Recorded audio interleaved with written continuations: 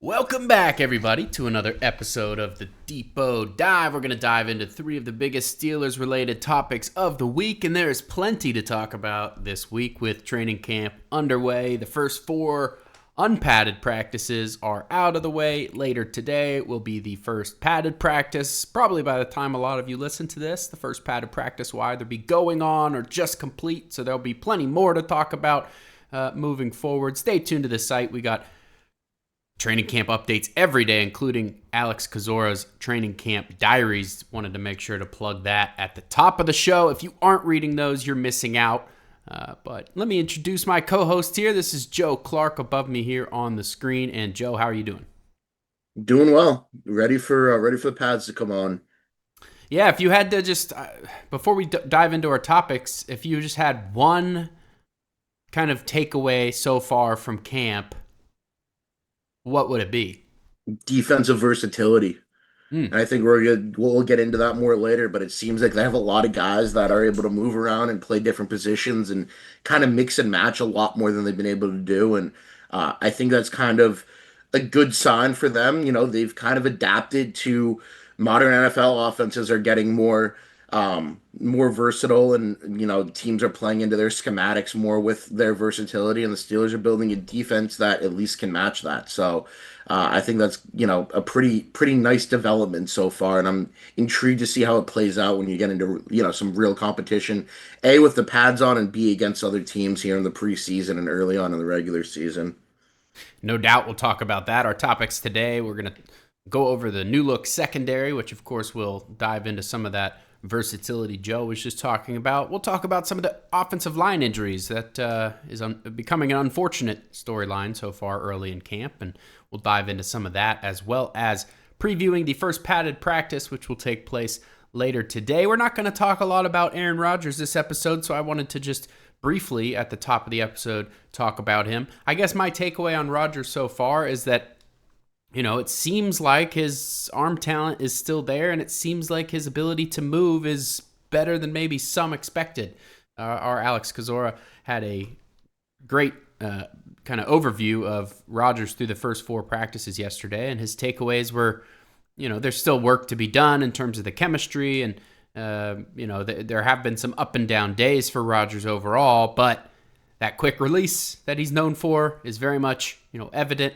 I think he puts, sufficient zip on the ball, and it seems like he's moving around just fine. And I think, those were the biggest concerns at 41 years old, is how is his body going to, hold up. I think the mind part of it is not as big of a concern. And so the fact that the physical stuff looks good so far is encouraging, but I'm sure we'll dive into Rodgers more on maybe next episode.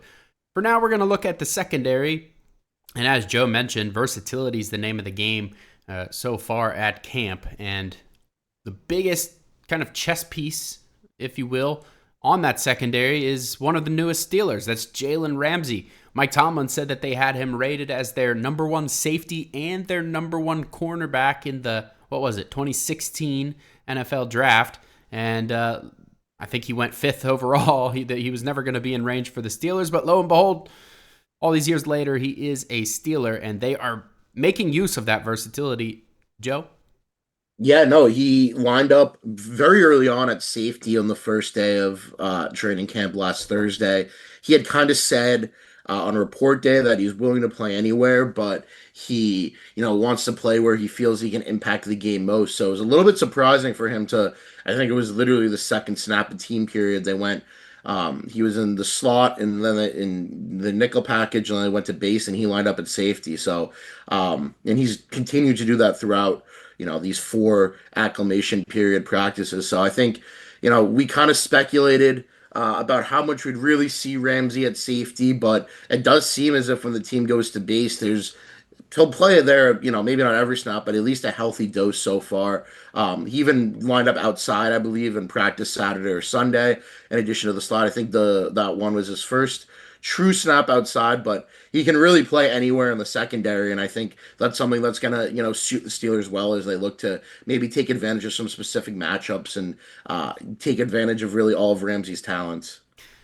Yeah, I found it funny. Ramsey was clearly briefed on what to say and maybe what not to say on his media day there, and he was very hush-hush about his role. And And it took them no time at all. I don't understand what they were trying to hide, because the first second, basically, they get out to practice, he's moving, all over the place in that secondary. And so I think we can expect to see that moving forward. I think it's going to make this a very dangerous team. And, Mike Tomlin said it, they can match up with just about anybody in man-to-man. And that's going to do wonders for this defense, especially a defense that has a pass rush as potent as what the Steelers have. One of the very big reasons why TJ Watt, I think, is set up for, returning to compete for that sack crown and maybe defensive player of the year type of season is, well, the secondary should be able to give him that extra, quarter, half second sometimes that's needed for him to get home. So those quarterback hits that he had last year maybe turn into sacks, and some of those pressures turn into quarterback hits. And so he's just 10%, 15% more productive because he has that extra time to work with. And I think that, Watt's done it before with a not so great secondary. So what can he do when he's afforded extra time? And so, yeah, very exciting there. I think Juan Thornhill is maybe surprising some people at camp so far. Alex Kozora has kind of outlined he's been stacking pretty good practices, and obviously this is without the pads on, but I think the secondary is one of the positions where you can sort of evaluate without the pads. Obviously, you're not going to get like the how good are they at tackling part, but in terms of just coverage and instincts and executing the scheme, it seems like Thornhill's having a pretty solid showing so far. But that didn't stop the Steelers from bringing in former Ravens safety Chuck Clark, kind of a surprise signing there. And Joe, that's not your dad, I understand. No, no. If they signed a 54-year-old with a pinched nerve in his neck and multiple meniscus injuries, that would certainly raise a few eyebrows. But he shares a name with him. Yes, yes, he does. They do share the same name. It was quite the shock seeing that notification come across my phone. That's pretty funny. Yeah, they signed Chuck Clark, and this is maybe not the name that we were talking about. I think I and others have been talking about Justin Simmons for weeks now, but looking at the signing after the fact, it makes a lot of sense. The Steelers are very familiar with him. He's played against them, I think it's 12 times as a member of the Ravens and once last year as a member of the Jets. So they've seen him 13 times in his career, which is just about as much as you're going to see anybody in the NFL in terms of opponents. And so this is someone that came highly recommended to Mike Tomlin. As it would turn out, that recommendation came from none other than Deshaun Elliott, who also previously played with the Ravens, is a very good friend of Chuck Clark. I think Clark reached out to Elliott and asked him to put in good words. So this is somewhere that Clark wanted to be, and he is here. Joe, talk a little bit about Clark. Yeah, the one thing about him is he's pretty versatile. He can play in the slot. He can play, free safety. He can play in the box. He's kind of an ideal, number three type of safety here. And like you said, even though Thornhill's playing well, he had some ups and downs the last few years. And the one thing about him, like even when he is playing well, and I thought he was a great player with the Chiefs, he has some injury concerns. So Thornhill goes down. Who is going to be your backup safety there? It was really going to be like Quindell Johnson.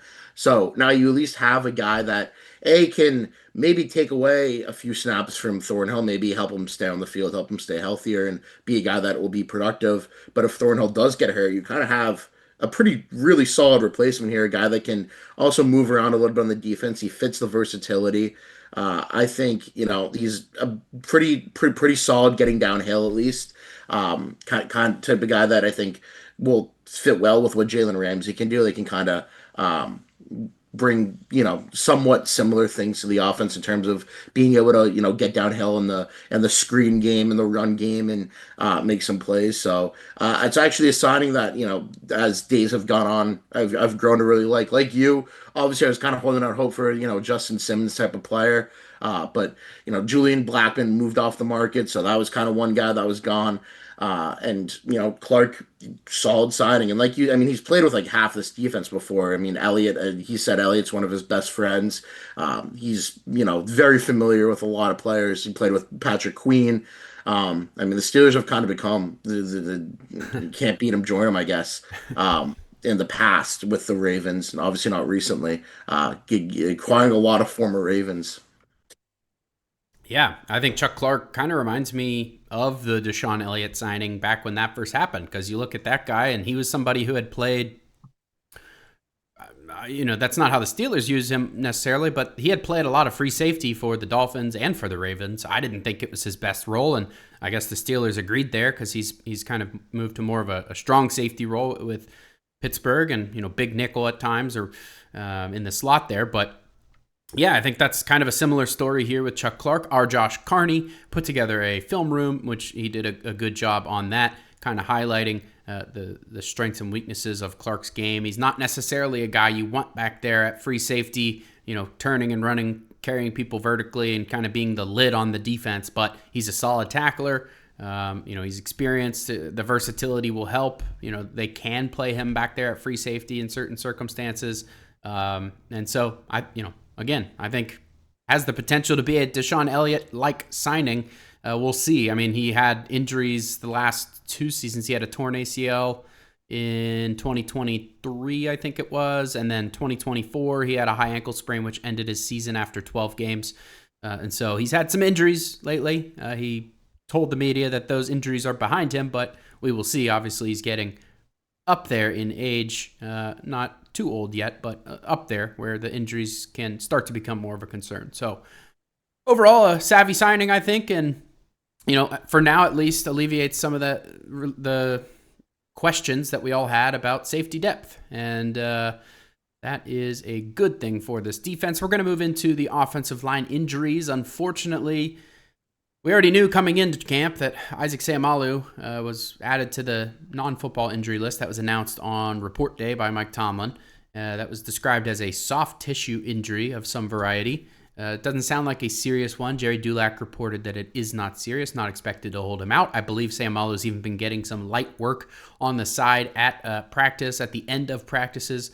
And so that is good to see. He should return sooner rather than later, and he's not really a guy that practices much at camp anyways. He seems to get a veteran day off like every other day in recent years. So, but the bigger one here is Broderick Jones.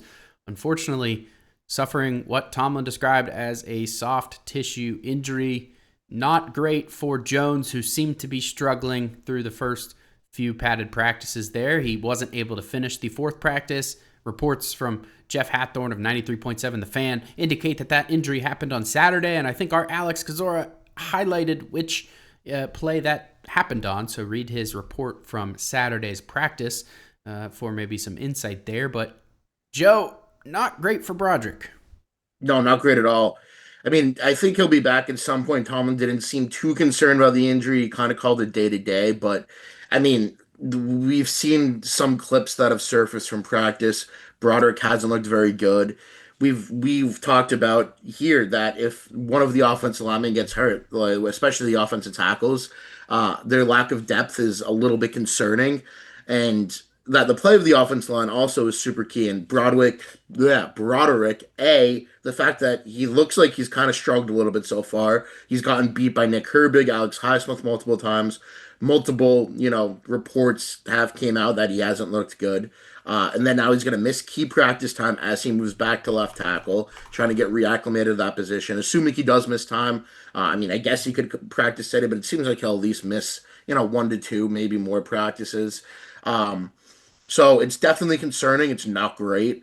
I'm a little bit nervous about what's going to happen, with that left tackle spot because, like we said, they don't have a ton of depth there. Calvin Anderson wasn't great in his limited reps last year. Dylan Cook could be something potentially. Hurt last year. Had kind of showed some flashes earlier on, but is Dylan Cook gonna be, the primary swing tackle? That remains to be seen. He did take some reps, but I think it was Hathorn who speculated that was just because it kind of help him to steal some reps after getting hurt last year. I think Calvin Anderson's probably going to be the top swing tackle, but yeah, definitely some real concern early on for Broderick. I mean, offensive lineman, it's tough to evaluate without the pads on. I think Troy Fautanu said it's the absolute worst thing for an offensive lineman to play football in shorts and a t-shirt. So I'm not putting too much stock into his early performance. But if he's not going to be able to practice when the pads first come on and he's a step behind the curve there, then that's a little bit of a cause for some concern.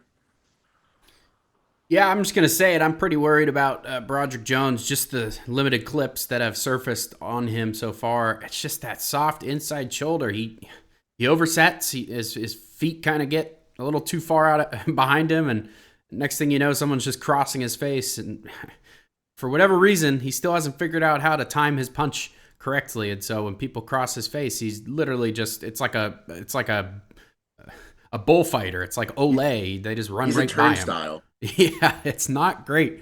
And this is something, I mean, I did a couple of film room breakdowns last year during the season, and the same issues that I saw there, I'm starting to see now here on the left side. And so a lot of people were like, oh, going back to the left side's going to fix him.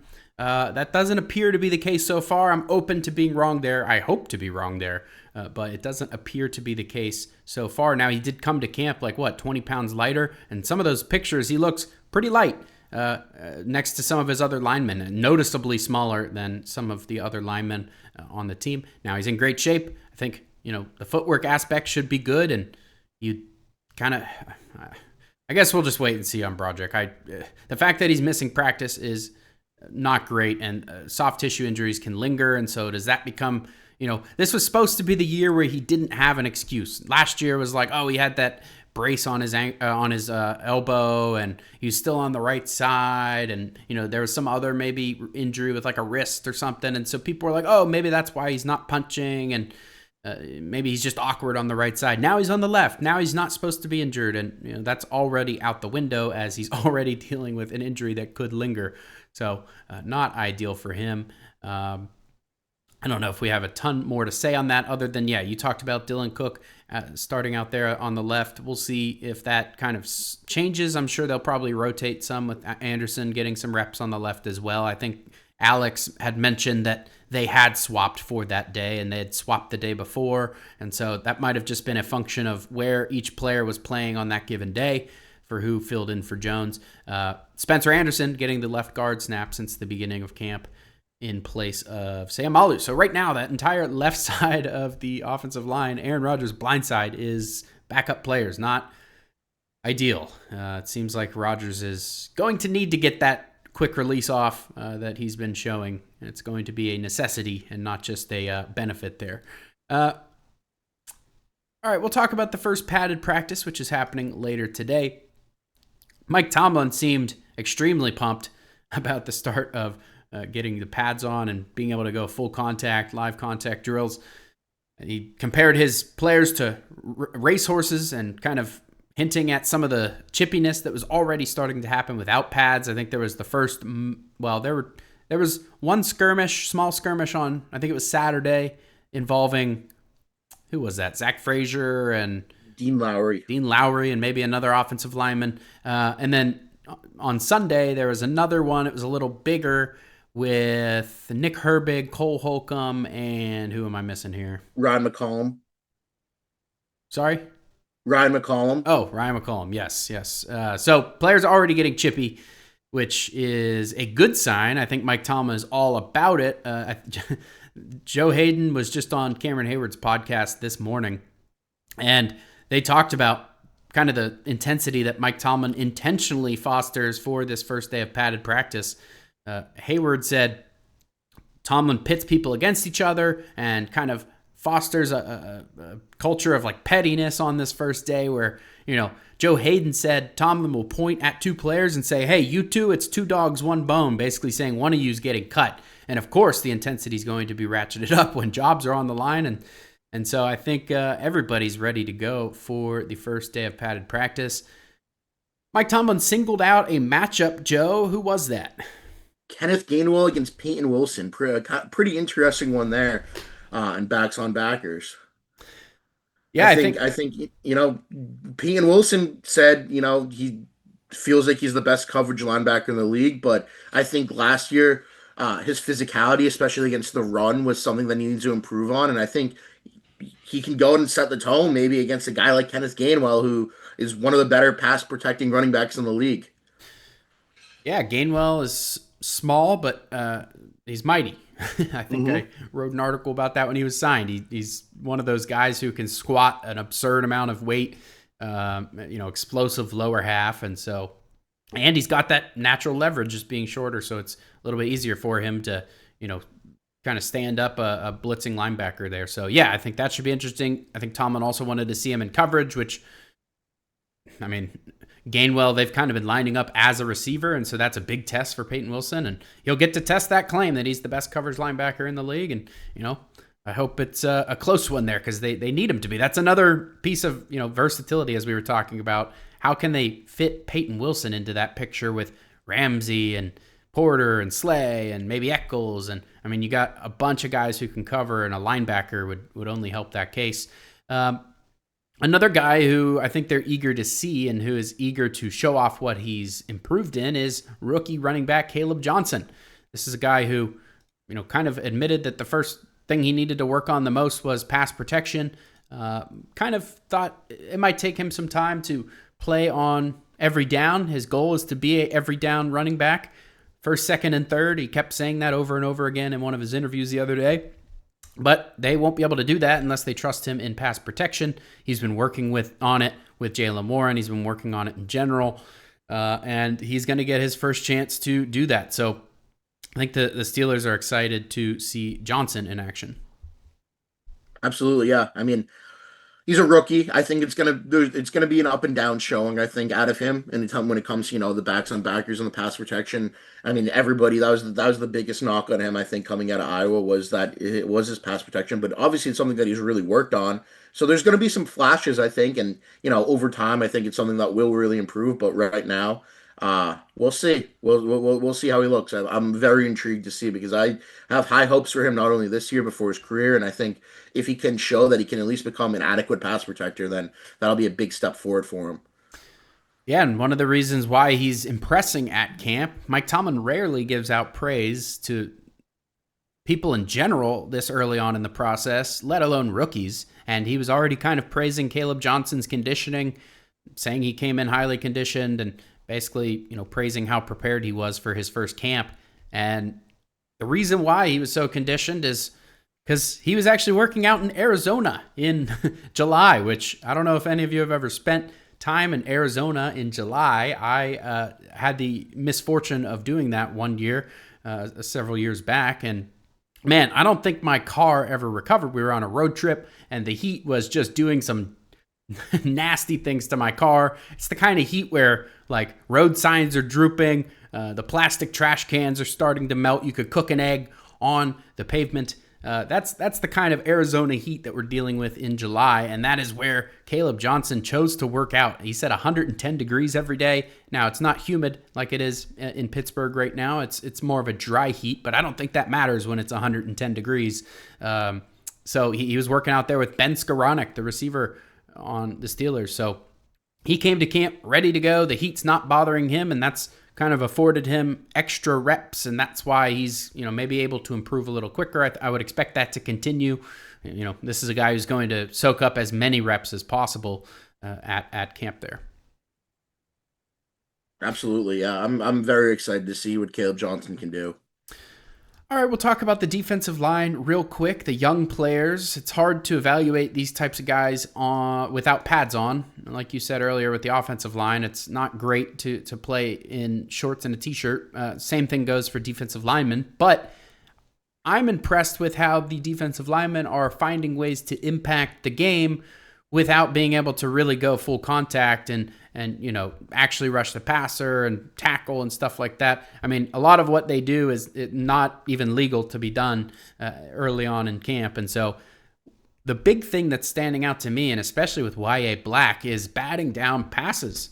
This is something that I had kind of hoped would be a trend for this group because, one, the Steelers have probably the most scary pass rush in the league if you're talking about the full front seven. And teams are going to be getting the ball out quick. We've seen it for years now. They get the ball out as fast as possible, and the only way to kind of combat that as a defensive lineman is to get your hands up in throwing lanes. And Cam Hayward, I think did he lead the team in batted passes last year? I think he did. He did. 11? I don't know, a lot of them. And so you kind of hope to see that with some of these young guys, and so far you're starting to see that. I think Y.A. Black has had a few in practice so far. He had 11 his last year in college, he had 11 overall in college, 2 last year. and Harmon had 6 overall in college, 4 last year. Notably, YA Black, 35-inch arms, about as long as you're going to see for an arm. And Harmon, 34 and I think it's 3/8 arm length for him. And so being able to get those arms up in the passing lane, that's going to make them, again, with Hayward on the field next to them, that's going to make them very, very tough to pass on. You're going to have TJ Watt, Highsmith pinning their ears back. You're going to have, if you try to just dump it off over the middle, check down to a running back, you got all arms, 35-inch arms up in throwing lanes. That's going to be great for the Steelers and great to see. I hope to see that continue when the pads are on and, as they kind of shift into, all right, now we do need to try and maybe get penetration. I kind of hope that we still see them get their arms up in lanes, and that's not just a product of, well, there's nothing else we could do because the pads aren't on. So that's one of the big things I have noticed with the defensive linemen. Anything else to add there, Joe? Yeah, I mean, as you said with Hayward, Keanu Benton, I think he had a few pass deflections. It's kind of a culture in Pittsburgh. So getting a guy like Black and Harmon kind of ingratiated in that culture, I think they're only going to improve from here when it comes to that aspect of the game. No doubt. We're going to move into our listener question. And if you want a question answered on a future episode, it will be the number at the bottom of the screen, 412-254-3145. That's also in the show notes. You can text or call and leave a voicemail on that number. Just tell us your name and where you're from in the voicemail or text so we can get to know some of you guys. And we appreciate everybody who calls in. This one is from Brett in San Angelo. Consequence of some of... Let me restart that. Hello, Depot Dive. This is Brett from San Angelo, and I want to talk about a potential unintended consequence of some of the recent roster additions. While I'm obviously really happy about the addition of Ramsey and Smith and Clark, I will point out that none of those guys are going to be playing any special teams. And by adding a corner and a safety and a tight end, none of which will play special teams, you're going to start limiting the ability to find special team players in other positions. So essentially you'll have no safeties. Killebrew's not a safety. He's a linebacker and a special teamer. But you'll have no safeties that can play special teams, none of your top 3 corners, and none of your tight ends except, if you keep a guy like Hayward. And you combine that with, you signed a guy like Gainwell at running back who does not have the body type to be 4 phase. You have a guy like Cole Holcomb who is a great story. He's a good linebacker, but the Steelers generally don't let those veteran guys do much on special teams. So I just point this out that you've limited where you can get your remaining special team players from. You probably have to have a couple of corners. You may have to keep an extra inside or outside linebacker. And the biggest one is that you may have to keep a defensive end. Number 7 or 6 or 7 may be because they can run down kicks and punts. And so I would not be surprised if someone like Logan Lee ends up getting that last roster spot because he can run down kicks and punts. Anyway, so I just love to have you kick that around. See if you agree that that's going to have some impact on the last few roster spot selection. And I'll shut up now and listen to the answer. All right, Brett, thank you for the question. Chuck Clark, special teams. Joe, you wrote a bit about this because I think Omar Khan had some stuff to say. Yeah, it was the first thing that Omar Khan pointed out. I did an interview with Steeler Nation Radio, and they kind of asked him why they signed Chuck Clark. And the first thing he pointed to was that he could be a core special teamer. He hasn't done it a lot recently, but his first 3 years in Baltimore, he played a lot of special team snaps, almost 1,000 over those first 3 seasons. So I do think, even though it's not something he's done recently, it's something he's proven he can do. And I think, obviously, as Omar Khan said, it's a reason why they brought him in. So I do think Chuck Clark can be a special team contributor. But yeah, the last few roster spots, I think, always come down to, who can add some value in every facet of the game, which obviously includes special teams.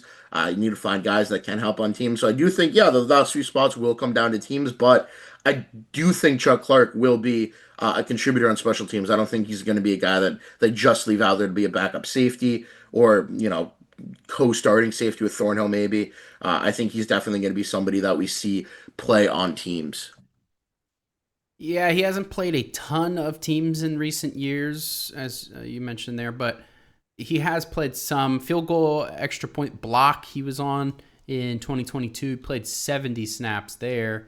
Didn't play a ton last year, only 9 snaps on punt return. 2021, if you go back, he was on field goal block. He was on kick coverage, 37 snaps there. So I mean, you have to go like kind of a ways back into his career to find some of the special team stuff, but I think he does have the makings of a special teamer, and I think he's capable. Just because a player hasn't, played there, maybe if they're a starting safety, you're probably not going to have them playing special teams. And since he's kind of been a starter for most of the teams he's been on lately, you naturally aren't going to play special teams. But because you're shifting him back into a role where he's maybe not a starter, then yeah, you can play him at special teams. And I'll take their word for it. They scouted him and they signed him, partially because of his special teams prowess there. So I would expect to see Clark doing a lot more of that than he has been in recent seasons. But you're right, Brett. They are going to definitely, bringing in Clark and bringing in guys like Ramsey and Smith does shape the rest of the roster, I think. Because certainly Ramsey and Jonnu Smith aren't going to be playing special teams. And so the last couple of spots, we talked about it already with like the Beanie Bishop conundrum. It's like, does he have a spot on this roster? Well, it looks like they're giving him a chance to earn that gunner role. Whether or not he, excels there remains to be seen. But he has been doing that in camp so far. But yeah, I think some of these kind of end of roster receivers and defensive backs and whoever else, they're going to need to prove stuff on special teams. So you're absolutely right to be thinking about that. That's the right frame of mind. We'll do one more listener question. I forgot we had another here from Corey in New Jersey. Let me get that queued up here. What's up, guys? Love the show. This is Corey from New Jersey. My question revolves around Will Howard's path to essentially just even proving himself. I know he was a 6th-round pick. Obviously, I was a lot higher on him than a 6th round. I think most of the league was as well. But it kind of feels like he was dealt a pretty bad hand. With Aaron Rodgers starting, obviously, barring injury, Aaron Rodgers is going to be your starter. Now, if he gets injured, I could see Will Howard stepping up, proving himself. But if all goes to plan and Aaron Rodgers does start the year, the Steelers are loaded for the draft next year, and I think everyone's assumption is that they're taking a QB early. They're going to trade up, do whatever they need to. Draft is in Pittsburgh. Now, I feel like with that being the case, where does Will Howard really get his chance besides showing what he can do in practice and maybe preseason games? Not that I think Will Howard's the future. I was just curious as to what you guys think about how he can even try to assert himself in this offense or try to show what he can do. Thank you as always for the show. I look forward to hearing what you think. All right. Thank you, Corey from Jersey. I don't know if we've heard from you, so we appreciate the new question coming in. This one about Will Howard, and I think, Howard brings a lot of buzz in the Pittsburgh world, probably more than what is deserved from a 6th-round pick and the 3rd string. Well, I don't even know if you can call him the 3rd string yet. It looks like it's trending that way, but he's kind of co-3rd, 4th string with Skylar Thompson at the moment. Joe, what's his path to actually, making the roster and maybe even starting a game someday? Is there a path? How would that even happen? Yeah, I think he's probably going to be at least, your emergency 3rd quarterback as a rookie. I think, as you said, it's kind of trending for him to be the 3rd. But for his path as a starter, Corey's right. He was kind of dealt a little bit of a bad hand, given that the Steelers seem to be pretty hell-bent on taking a quarterback early next year. And they still have Mason Rudolph under contract next year, so theoretically you could say, hey, if that rookie isn't ready, who's going to start? Well, it might be Mason Rudolph. It might be Will Howard, but I think maybe you trend towards the veteran in that situation. He's going to have to show what he can do in the preseason. He's going to have to continue to, he's going to have to stack good practices together. Realistically, I think we're talking about a guy who is the best chance for him to stick with the Steelers is probably as a long-term solid backup quarterback, and you'll take that from a 6th-round pick for sure. But given the situation he's put in, I think his odds of becoming a long-term full-time starter is a little bit difficult. Yeah, I'd say the odds are stacked against him certainly to become a starter. If he starts, something's gone wrong, right? Because the Steelers, unless the Steelers are like, how bad would they have to start their season? I mean, 3-7 or 3-8 to where they start being like, all right, I don't think this is going anywhere here. And even then, I think Rodgers would probably have to get hurt. They're not going to bench him in what could be his final season, I wouldn't think. And so, you'd have to have a poor start to the season and a Rodgers injury for Howard to see the field. Because if they have a good start to the season and a Rodgers injury, you're almost certainly going to see Rudolph, because they're not going to be thinking, let's see what we have in this, Will Howard. They're going to be thinking, how can we win a couple of games and get out of a stadium with a win, and that's going to go to the veteran in Rudolph. And so you're almost certainly not going to see him start a game this year unless, just a terrible string of injuries happens. And at that point, the season's probably done anyways. And then next year, you're probably not. I mean, Rudolph's still under contract next year, right? And so if Rodgers retires, which doesn't even seem like a given anymore, as much as it did a month ago when he said he was probably going to be his last year. He's kind of backed off on that a little bit, if you've not noticed. So if Rodgers retires, you have Mason Rudolph under contract, and you draft a first-round quarterback, who's getting the first shot at kind of starting week 1? Because we know the Steelers don't like to throw those rookies into the starting pool right away necessarily. So is there a chance that Howard unseats Rudolph for those first couple of weeks next year in the event that they do draft a first-round quarterback? I suppose there is a chance, but, Rudolph has the experience on his side, so it's tough. And so, and then if he starts after that, that means that the first-round quarterback probably didn't pan out. So the only scenarios where he ends up starting are kind of bad ones for the Steelers. So I think we kind of hope that he doesn't, but also recognize that talent rises to the top in the NFL. So, if he's truly as good as people think he might be, and eventually he will start. We'll just have to see how that shakes out. But we appreciate the question there, Corey. And if you want to have a question answered on a future episode, 412-254-3145. The next week of training camp is going to be intense. Friday night lights on Friday this week. It's going to be padded practices, 6 straight of them until another break next Monday, day off for the players. So tons of content coming your guys' way. Stay tuned to the site. We'll have countless articles about camp. We're going to have Alex's breakdowns, diaries every day. And then, of course, the Terrible Podcast. The special editions happen nightly after practice. So tons and tons of content coming your guys' way. We appreciate everyone who follows along. I am Ross. That is Joe. And we will catch you guys next time.